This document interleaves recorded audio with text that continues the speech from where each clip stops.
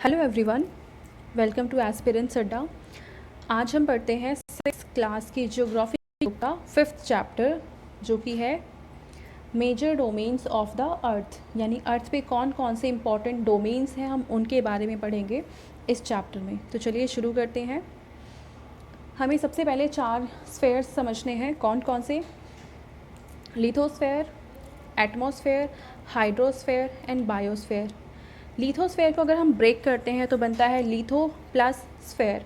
Litho का मतलब होता है सॉलिड रॉक, ठीक है, और स्फेयर हो गया गोला। तो यानी हमारे सरफेस का, अर्थ का वो पार्ट जो कि रॉक है, जो कि सॉलिड है, उसको हम कहेंगे लिथोस्फेयर। तो चलिए पहले हम समझते हैं जो अर्थ है हमारी, उसको हम 3 लेयर्स में डिवाइड करते हैं। एक सेंटर में लेयर है, मतलब मिड में, एक उसके बाहर वाली लेयर है और एक सबसे बाहर वाली लेयर है। तो जो आउटर मोस्ट लेयर है उसको हम कहते हैं क्रस्ट। जो सेंट्रल लेयर है बिल्कुल मिड में है, उसे हम कहेंगे कोर। और कोर के भी 2 पार्ट्स होते हैं, inner core and outer core.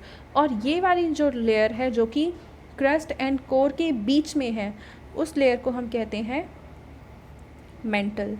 ठीक है, तो ये 3 लेयर्स होती हैं अर्थ की। सबसे बाहर वाली क्रस्ट, उसके नीचे वाली मेंटल, और सबसे जो सेंटर में होती है उसको कहते हैं हम कोर। और ये जो लिथोस्फेयर है वो क्रस्ट प्लस जो मेंटल का अपर लेयर है, यानी हम ये एक छोटा सा लेयर और ले लें यहाँ पे, तो ये वाला जो लेयर बनेगा उसको हम कहेंगे this crust plus upper mantle. इन दोनों को कंबाइंड फॉर्म में हम कहते हैं लिथोस्फेयर। ठीक है, लिथोस्फेयर हो गया हमारे अर्थ का सॉलिड पोर्शन, ठीक है, जो कि लैंड मासेस होते हैं। अगर अब इसका हम सेकंड पोर्शन देखें जो कि है एटमॉस्फेयर, तो इस अर्थ के बाहर वाला पार्ट है ये। लिथोस्फेयर क्या कहाँ था? इस अर्थ के अंदर के जो लेयर्स हैं उनमें था। अब एटमॉस्फेयर है कि अर्थ के सराउंडिंग एक बॉडी है जहाँ पे एयर होती है। ठीक है, तो इसको हम कहते हैं एटमॉस्फेयर। एटमॉस्फेयर मतलब ऐसा स्फेयर जहाँ पे एयर प्रेजेंट है। तो अर्थ के आउटर पोर्शन में जहाँ जहाँ एयर प्रेजेंट है उसको हम कहते हैं एटमॉस्फेयर। इस एटमॉस्फेयर के भी फर्दर 5 लेयर्स डिवाइडेड हैं, वो कौन सी हम आगे पढ़ लेंगे बाद में। फ़िलहाल हम देखेंगे कि अर्थ को जो सराउंड करने वाली एयर है उसको ही हम कहेंगे एटमॉस्फेयर। तीसरा हम देखते हैं हाइड्रोस्फेयर। हम सब जानते हैं कि अर्थ पे लैंड मासेस भी हैं एंड वाटर बॉडीज़ भी हैं। तो यानी हमारे सरफेस पे वो पोर्शन जहाँ पे वाटर प्रेजेंट है उसको हम कहते हैं हाइड्रोस्फेयर। ठीक है, यानी अर्थ के सरफेस पे वो सारे वाटर बॉडीज़ जहाँ वाटर प्रेजेंट है उन सबको हम कहेंगे हाइड्रोस्फेयर। और लास्ट है 4th, जो कि है बायोस्फेयर। तो ये लिथोस्फेयर, एटमॉस्फेयर और हाइड्रोस्फेयर के हमें कह सकते हैं जंक्शन पे प्रेजेंट है, जिसको एक नैरो, जैसे मान लो ये अर्थ है, इस अर्थ के आउटर पोर्शन में एक छोटा सा हम लेयर बनाते हैं जहाँ पे एयर भी है, यहाँ पे वाटर प्रेजेंट भी है और यहाँ पे लैंड भी प्रेजेंट है। और इस वजह से यहाँ पे लाइफ पॉसिबल हो पाती है। तो हमारे अर्थ की यानी क्रस्ट के ऊपर एक नैरो अगर हम जोन बना दें जहाँ पे सारे लाइफ फॉर्म्स प्रेजेंट हैं, जहाँ पे लिथोस्फेयर, एटमॉस्फेयर और हाइड्रोस्फेयर भी प्रेजेंट हैं, तो ऐसे नैरो जो रीजन है उसको हम कहेंगे बायोस्फेयर। आई होप आपको ये चारों कंसेप्ट अच्छे से समझ में आ गए होंगे। अब हम जो सबसे पहला स्फेयर हमने पढ़ा लिथोस्फेयर, उसको हम थोड़ा डिटेल में पढ़ते हैं। लिथोस्फेयर क्या है हमने देख लिया कि क्रस्ट प्लस अपर मेंटल दोनों को मिला के हम कहेंगे लिथोस्फेयर। ये सॉलिड होता है, रॉक सॉलिड। ठीक है, अब इसको हम 2 पार्ट्स में डिवाइड कर सकते हैं। अर्थ के सरफेस को ही हम 2 पार्ट में डिवाइड कर सकते हैं। ये अर्थ है, हम जानते हैं कि यहाँ पे कुछ पार्ट ऐसा है जहाँ पे लैंड है, तो उस लैंड को हम कहेंगे कॉन्टिनेंट। जितने भी यहाँ पे लैंड मासेस हैं उसको हम कहेंगे कॉन्टिनेंट्स। और इसके अलावा जो ये बीच बीच में वाटर बॉडीज़ हैं उनको हम कहेंगे ओशन बेसिन्स।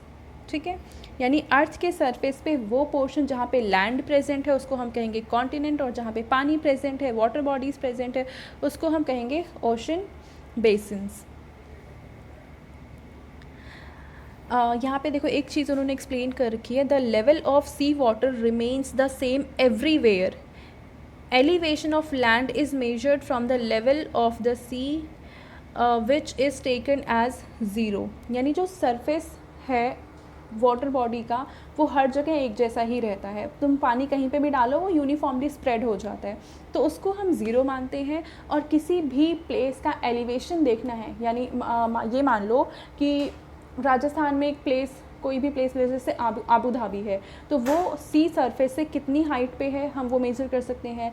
दिल्ली का कोई एरिया ले लो, जैसे नई दिल्ली का रेलवे स्टेशन आप ले लो, तो वहाँ पे आप बोर्ड पे पढ़ेंगे कि कुछ उसकी हाइट लिखी होती है 115 समथिंग, कि इतने मीटर का एलिवेशन है ये सी सरफेस से। तो हम सी सरफेस लेवल को हम एक 0 किलोमीटर मानते हैं कि वो हमारा बेस हो गया, और इसके ऊपर या इसके नीचे फिर हम मानते हैं कि हाइट कितनी है या डेप्थ कितनी है किसी भी प्लेस की। तो चलिए यहाँ पे सबसे इम्पॉर्टेंट जो चीज़ है इस चैप्टर में वो है ये पूरा मैप जो हमें समझना है। तो ये वर्ल्ड मैप है, यहाँ पे कौन कौन सी चीज़ें हमें देखनी है। पहले तो हम यही देखते हैं हमारे land masses and water bodies कौन कौन सी हैं। सबसे पहले हम देखते हैं लैंड मास। यहाँ पे पहला कॉन्टिनेंट है एशिया, दूसरा यूरोप, तीसरा नॉर्थ अमेरिका, फोर्थ है साउथ अमेरिका, फिफ्थ है अफ्रीका, सिक्स्थ है ऑस्ट्रेलिया एंड सेवेंथ है अंटार्कटिका। तो यहाँ पे पहले 6 जो कॉन्टिनेंट्स हैं इनमें लाइफ फॉर्म प्रेजेंट है, लेकिन जो ये 7th कॉन्टिनेंट है ये एक्सेप्शन है, यहाँ पे ह्यूमन सेटलमेंट नहीं है। लाइफ फॉर्म यहाँ पे भी है, लेकिन सिर्फ वो लाइफ फॉर्म जो कि एक्सट्रीम वेदर कंडीशंस में रह सकते हैं, क्योंकि यहाँ पे बिल्कुल ठंडा एरिया है, पानी कम है और बर्फ़ बहुत ज़्यादा जमी होती है इस पूरे सरफेस पे, तो यहाँ पे बहुत कम लाइफ फॉर्म्स प्रेजेंट है, बट ह्यूमन सेटलमेंट नहीं है यहाँ पे। तो ये डिफरेंट बनाता है अंटार्कटिका को बाकी सारे कॉन्टिनेंट से। और अंटार्कटिका की लोकेशन भी ऐसी है कि यहाँ पे साउथ पोल है, और साउथ पोल के ऑलमोस्ट साउथ पोल जो है अंटार्कटिका जो लैंड मास है उसके ऑलमोस्ट सेंटर में प्रेजेंट है, ठीक है। और इस वजह से अंटार्कटिका हमेशा बर्फ़ से ढका हुआ होता है, और यही रीज़न है कि यहाँ पे ठंड बहुत ज़्यादा होती है, और लाइफ फॉर्म नहीं, ह्यूमन सेटलमेंट यहाँ पे प्रेजेंट नहीं है। तो ये हमने देख लिया कॉन्टिनेंट। अब हम बढ़ते हैं ओशन की तरफ। तो हमारे 5 इम्पॉर्टेंट ओशंस हैं। पहला है पैसिफिक ओशन, सेकंड है अंटार्कटिक ओशन, थर्ड है इंडियन ओशन, फोर्थ है आर्कटिक ओशन एंड फिफ्थ है सदर्न ओशन। तो ये 5 इम्पॉर्टेंट वाटर बॉडीज़ हैं, ओशंस हैं जो हमें याद रखने हैं। और ये याद रखना है इनमें से सबसे बड़ी जो सबसे बड़ा ओशन है वो है पैसिफिक ओशन। और पैसिफिक ओशन की लोकेशन कहाँ है, तो ये जो अमेरिकन कॉन्टिनेंट है साउथ एंड अमेरिका, इस south America and north America, इसके वेस्टर्न साइड में प्रेजेंट है पैसिफिक ओशन। और अगर हम एशिया और ऑस्ट्रेलिया की बात करें तो इसके ईस्टर्न साइड में प्रेजेंट है पैसिफिक ओशन, ठीक है। ये हो गई वाटर बॉडी। अब इसके कुछ और इम्पॉर्टेंट हम रेंजेस पढ़ते हैं। पहली है रॉकी माउंटेन रेंज और अपलेशियन माउंटेन रेंज, ये दोनों प्रेजेंट हैं नॉर्थ अमेरिका में। ये है रॉकी माउंटेन रेंज और ये है Appalachian mountain range. North America के वेस्टर्न साइड में प्रेजेंट है रॉकी माउंटेन रेंज और ईस्टर्न साइड में प्रेजेंट है अपलेशियन माउंटेन रेंज। फिर अगर हम देखें साउथ अमेरिका में तो ये माउंटेन रेंज हमें नज़र आ रही है जो कि है एंडीज़ माउंटेन रेंज, और ये पूरे वर्ल्ड में सबसे बड़ी माउंटेन रेंज है। हाईएस्ट नहीं, मैंने बोला लॉन्गेस्ट, ठीक है, यानी इसका जो लेंथ है काफ़ी ज़्यादा है। तो एंडीज़ माउंटेन रेंज है जो कि है साउथ अमेरिका में, और ये साउथ अमेरिका जो कॉन्टिनेंट है उसके वेस्टर्न पोर्शन में प्रेजेंट है। अब हम देखें अफ्रीका में, तो यहाँ पे 2 माउंटेन रेंजेस दिखा रखी हैं। सदर्न साइड में है ड्रैकेंसबर्ग माउंटेन रेंज और इसके नॉर्दर्न साइड में है एटलस माउंटेन, ठीक है। तो ये 2 माउंटेन रेंज इम्पॉर्टेंट है अफ्रीका में। अब यूरोप में देखें तो एक छोटी सी यहाँ पे माउंटेन रेंज नज़र आ रही है जो कि ऑलमोस्ट 7 या 8 कंट्रीज़ में प्रेजेंट है। आल्प्स जैसे नीचे है इटली है, फिर स्विट्ज़रलैंड है, ऑस्ट्रिया है, ऐसे 7-8 कंट्रीज़ हैं। तो ये हैं आल्प्स। फिर एशियन कॉन्टिनेंट को और यूरोपियन कॉन्टिनेंट को अलग करने वाली एक माउंटेन रेंज है जिसको हम कहते हैं यूराल माउंटेन, यानी एशिया और यूरोप के जंक्शन में जो माउंटेन रेंज प्रेजेंट है उसे ही हम कहेंगे यूराल माउंटेन रेंज। इसके अलावा हम जानते ही हैं इंडिया में जो माउंटेन रेंज प्रेजेंट है, सिर्फ इंडिया में नहीं है, इंडिया में, तिब्बत में, नेपाल में, भूटान में, ठीक है। तो ये इन सब में प्रेजेंट है, चाइना में। तो इसको हम कहते हैं हिमालयन। Mountain range. इसके अलावा अगर हम ऑस्ट्रेलिया में देखें तो यहाँ पे आपको एक माउंटेन रेंज नज़र आ रही है जो कि है ग्रेट डिवाइडिंग रेंज, और ये ग्रेट डिवाइडिंग रेंज प्रेजेंट है ऑस्ट्रेलिया के ईस्टर्न पोर्शन में, ठीक है। तो ये सारे इंपॉर्टेंट माउंटेन रेंजेस हैं जो हमें याद रखने हैं कि कहाँ कहाँ प्रेजेंट हैं। इसके अलावा हम दो रिवर्स की बात करते हैं। यहाँ पे है नाइल रिवर जो कि अफ्रीका में है, और यहाँ पे है Amazon river. Nile river largest river है वर्ल्ड की, ठीक है, और अमेज़न रिवर जो है वो बिगेस्ट है। इसे लार्जेस्ट या लॉन्गेस्ट हम कह सकते हैं, ठीक है, लॉन्गेस्ट सबसे लंबी है, और अमेज़न बिगेस्ट रिवर है। इसके अलावा रिवर के अलावा कुछ और वाटर बॉडीज़ हैं जो हमें याद रखनी है। पहला है मेडिटरेनियन सी जो कि यूरोप एंड अफ्रीका के मिड में है।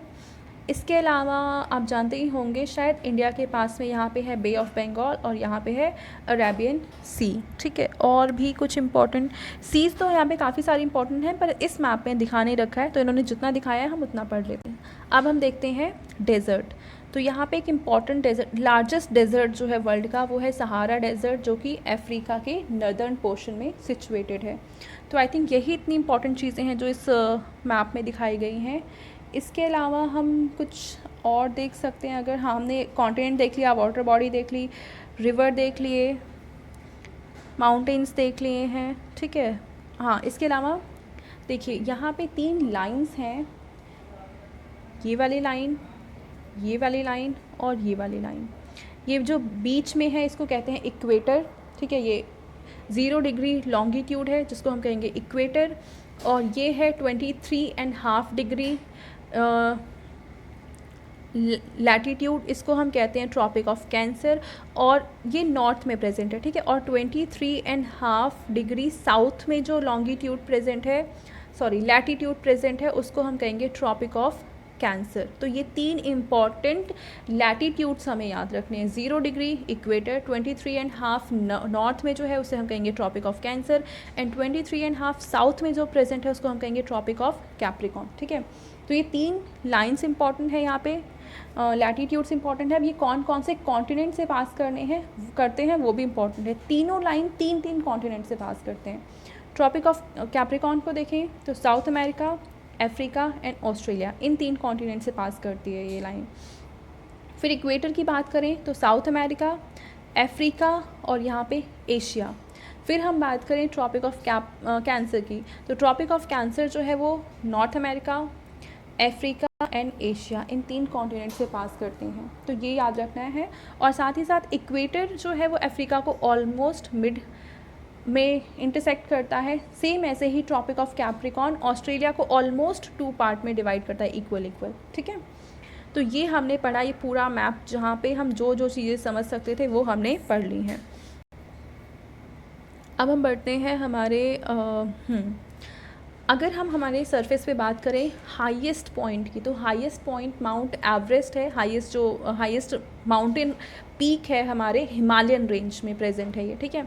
उसकी हाइट है 8848, इन्होंने जो दिखा रखी है 8848 मीटर, पर इसकी हाइट 86 सेंटीमीटर बढ़ चुकी है। तो अब इसकी हाइट हो चुकी है 8848.86 मीटर। अब ये एग्जैक्ट हाइट है हमारे माउंट एवरेस्ट की, ठीक है। और ये माउंट एवरेस्ट कहाँ प्रेजेंट है, तो जो हिमालयन माउंटेन है उसमें प्रेजेंट है माउंट एवरेस्ट, ठीक है। और ये नेपाल में प्रेजेंट है। और अगर हम सेम ऐसे ही बात करें जो यहाँ पे ग्रेटेस्ट डेप्थ है, तो ये तो हमने फ़िलहाल हाइट की बात करी। डेप्थ की बात करें तो पैसिफिक ओशन में एक पॉइंट है जिसको हम कहते हैं, एक ट्रेंच है जिसको हिंदी में गर्त कहते हैं। इसका नाम है मरियाना ट्रेंच या मरियाना गर्त। और इसकी अगर हम डेप्थ देखें तो ये है 11,022 मीटर, 11,022 मीटर्स, जो कि जो हाईएस्ट पॉइंट है हमारे अर्थ पे उससे भी ज़्यादा गहरा है ये, ठीक है। यानी हमारे अर्थ के सरफेस पे जो हाइट है वो कम है एज़ कम्पेयर टू जो डेप्थ हम देख सकते हैं यहाँ पे, ठीक है। तो ये दोनों इंपॉर्टेंट यहाँ हैं, याद रखने हैं, mount Everest and Mariana trench. Mount Everest present है हिमालयन रेंज में, और मरियाना ट्रेंच प्रेजेंट है पैसिफिक ओशन में, ठीक है। अब हम देखते हैं कॉन्टिनेंट्स। तो हमने पढ़ ही लिए, 7 कॉन्टिनेंट्स है, कहाँ कहाँ लोकेशन है, कौन किसके साउथ में है, कौन किसके नॉर्थ में है, ये हमने पढ़ लिया है। सबसे पहले हम देखते हैं एशिया। एशिया लार्जेस्ट कॉन्टिनेंट है, ना सिर्फ साइज़ में बल्कि पॉपुलेशन भी यहाँ पे बहुत ज़्यादा रहती है। इसलिए अगर हम कहें ना densely populate most dense continent कौन सा है, तो हम एशिया का ही नाम लेंगे, यानी लार्जेस्ट भी है और डेंसिटी भी हाईएस्ट इसी कॉन्टिनेंट की है। और ये अगर हम हेमिस्फेयर्स की बात करें, देखो इस पूरे को हम मान लेते हैं, एक पल के लिए मान लेते हैं ग्लोब है। तो ये जो इक्वेटर है, ये लैटीट्यूड इसको 2 पार्ट्स में डिवाइड कर रहा है, एक नॉर्थ पार्ट में और एक साउथ पार्ट में। इसको हम कहेंगे नदर्न हेमिस्फेयर, इसको हम कहेंगे सदर्न हेमिस्फेयर में। तो ऑलमोस्ट जो एशिया है उसका बहुत बड़ा पोर्शन नदर्न हेमिस्फेयर में ही प्रेजेंट है, बस छोटा सा पार्ट है जो सदर्न हेमिस्फेयर में प्रेजेंट है। अब इस हेमिस्फेयर को हम 2 और तरीके में 2 और पार्ट्स में डिवाइड कर सकते हैं। अगर हम इस ज़ीरो से यहाँ पे लाइन खींचें, ये है वेस्ट और ये है ईस्ट, तो ऐसे में देखें तो एशिया प्रेजेंट है ईस्टर्न हेमिस्फेयर में, ठीक है। और सेम ऐसे नॉर्थ अमेरिका और साउथ अमेरिका प्रेजेंट है वेस्टर्न हेमिस्फेयर में, ठीक है। तो हमने इसकी लोकेशन देख ली और इम्पॉर्टेंट हमने ये भी देख लिया माउंटेन रेंजेस कौन कौन से हैं। अब अगर हम एशिया और यूरोप को कंबाइन करके हम बोलें, यानी देखो इस मैप में एशिया और यूरोप का जो लैंड मास है वो कंबाइन ही, मतलब ये सटा हुआ एक दूसरे से ज्वाइंट है। अगर हम इस पूरे लैंड मास को देखें, हालांकि यहाँ से ये यूरोप शुरू हो रहा है पर यहाँ पे इसे डिवाइड करने के लिए कुछ है नहीं, कोई वाटर बॉडी नहीं है। तो एशिया और यूरोप लैंड से जुड़े हुए कॉन्टिनेंट्स हैं। तो एशिया और यूरोप को कंबाइन रूप से अगर हम किसी नाम से जानना चाहें तो वो नाम है यूरेशिया, यानी यूरोप प्लस एशिया को हम कहेंगे यूरेशिया। अब अगर हम बात करते हैं एशिया के बाद यूरोप की, तो यूरोप स्मॉलेस्ट कॉन्टिनेंट है, यानी 7 कॉन्टिनेंट में सबसे छोटा है यूरोप। और ये 3 तरफ से वाटर बॉडी से घिरा हुआ है। देखा था हमने मैप में कौन कौन सी वाटर बॉडी हैं। तो देखिए यूरोप के नॉर्थ में है आर्कटिक ओशन, यूरोप के साउथ में है मेडिटरेनियन सी और इसके वेस्ट साइड में है अटलांटिक सी। तो इस तरह से यूरोप 3 साइड से वाटर बॉडी से कनेक्टेड है और एक साइड में इसके है, यानी ईस्टर्न साइड में है एशिया। तो इतनी हमने इन्फॉर्मेशन ली यूरोप के बारे में। अब हम देखते हैं अफ्रीका। अफ्रीका के बारे में ये याद रखना है कि ये 2nd लार्जेस्ट कॉन्टिनेंट है, ठीक है, एशिया के बाद। और जो 0 डिग्री लैटीट्यूड है यानी कि इक्वेटर, ये इसके ऑलमोस्ट मिड पॉइंट से इसको कनेक्ट करती है, मतलब सॉरी मिड पॉइंट से पास करती है, ठीक है। और इसका हाफ पोर्शन नदर्न हेमिस्फेयर में और almost half portion southern hemisphere में लाई करता है। और इस कॉन्टिनेंट को तीनों हमने देखा था, Tropic of Cancer, Tropic of Capricorn और इक्वेटर, तीनों लाइन इस कॉन्टिनेंट से पास करती है। तो ये क्वेश्चन भी कभी कभी एग्जाम में पूछते हैं कि ऐसा कौन सा कॉन्टिनेंट है जिससे तीनों इम्पॉर्टेंट लाइन्स यानी कि equator, Cancer and Tropic of Capricorn तीनों लैटीट्यूड्स पास करते हैं। तो ऐसा कॉन्टिनेंट हो जाएगा अफ्रीका। अब अफ्रीका के बाद अगर हम, और इसमें देखो कौन कौन सी रिवर है इम्पॉर्टेंट, सहारा डेजर्ट की लोकेशन कहाँ पे है, ड्रिकन्सबर्ग माउंटेन कहाँ पे है, ये हमने पढ़ लिया है। तो ये हो गया इस कॉन्टिनेंट के बारे में। अब हम अगले पे मूव करते हैं जो कि है नॉर्थ अमेरिका। तो नॉर्थ अमेरिका की एक सबसे फेमस कंट्री है जिसको यहाँ पे प्रेजेंट है, जिसको हम कहते हैं USA, United states of America, या फिर सिर्फ इसको अमेरिका भी कहते हैं, ठीक है। तो यहाँ पे ये प्रेजेंट हम देख रहे हैं नॉर्थ अमेरिका, और ये पूरी तरह से नदर्न हेमिस्फेयर में प्रेजेंट है। इसमें 2 कौन कौन से माउंटेन रेंजेस इंपॉर्टेंट हैं, रॉकीज़ एंड अपलेशियन, हमने वो भी पढ़ लिया है। अब अगर हम नॉर्थ अमेरिका की बात करें तो ये कौन से कॉन्टिनेंट में, सॉरी कौन से हेमिस्फेयर में, हमने वो देख लिया, इसके माउंटेन रेंजेस देख ली। तो इसमें इससे ज़्यादा इंपॉर्टेंट है नहीं।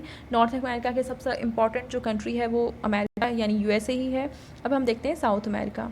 साउथ अमेरिका प्रेजेंट है इस नॉर्थ अमेरिका के साउथ साइड में, ठीक है। और साउथ अमेरिका में जो माउंटेन रेंज है जो लॉन्गेस्ट है यहाँ पे इस तरीके से, उसे हम कहते हैं एंडीज़ माउंटेन रेंज, और ये वर्ल्ड की लार्जेस्ट माउंटेन रेंज है जिसको हम कहेंगे एंडीज़ माउंटेन रेंज। और इसके यहाँ पे एक रिवर पास करती है जो कि है अमेज़न रिवर, जो कि वर्ल्ड की बिगेस्ट रिवर है, ठीक है। इसको बिगेस्ट या लार्जेस्ट कह सकते हैं। नाइल को हम लॉन्गेस्ट रिवर कहेंगे, ठीक है। जो नाइल रिवर है उसको हम लॉन्गेस्ट रिवर कहेंगे, और अमेज़ॉन को हम लार्जेस्ट या फिर बिगेस्ट रिवर कह सकते हैं। क्योंकि अगर हम जो अमेज़ॉन रिवर है और इसके आसपास जो रिवर्स आके जुड़ती हैं उनका हम लेंथ निकालें तो काफ़ी बड़ी हो जाती है, पर जो मेन जो ये रिवर है उसकी लेंथ नाइल रिवर से कम है। जबकि नाइल रिवर की हम पूरी लेंथ देखें तो अमेज़ॉन रिवर से काफ़ी बड़ी है, पर इसके आसपास से जो रिवर्स आके कनेक्ट होती हैं वो उनकी हाइट काफ़ी कम है। ठीक है, तो इसलिए हम नाइल रिवर को कहेंगे लॉन्गेस्ट रिवर और अमेज़ॉन को कहेंगे हम बिगेस्ट या फिर लार्जेस्ट रिवर।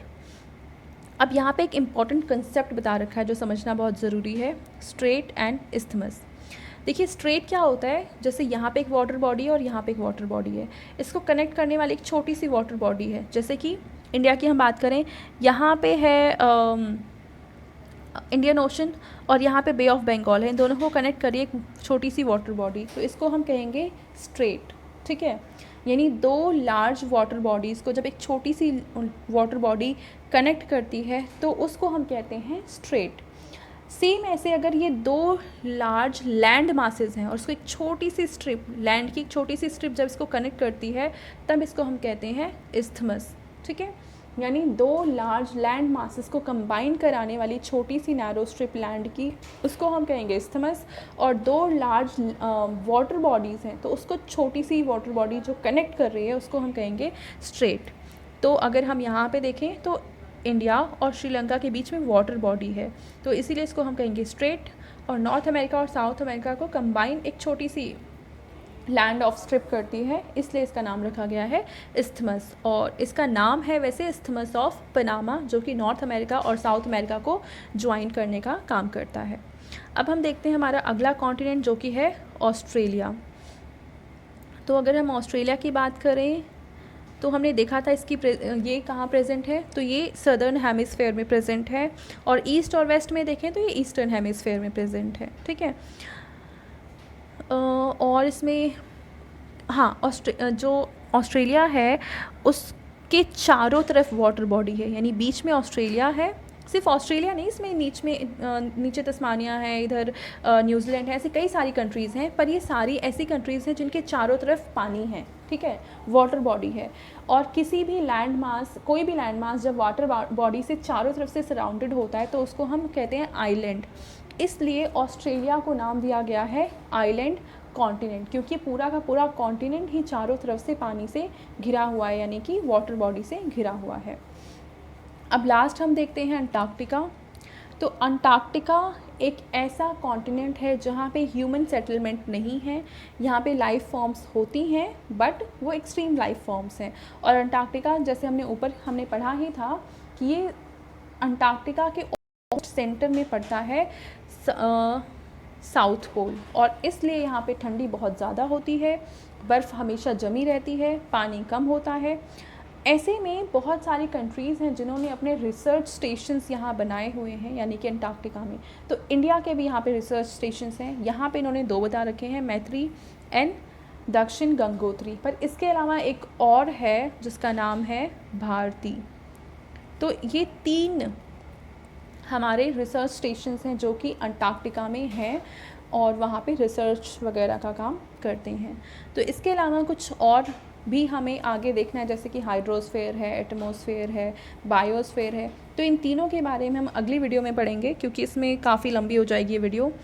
तो आई होप अभी तक का जो कंसेप्ट हमने पढ़ा है, जो चीज़ें पढ़ी हैं, जो मैप में हमने समझा है, वो आप लोग अच्छे से समझेंगे और उसे याद कर लेंगे। Thank you.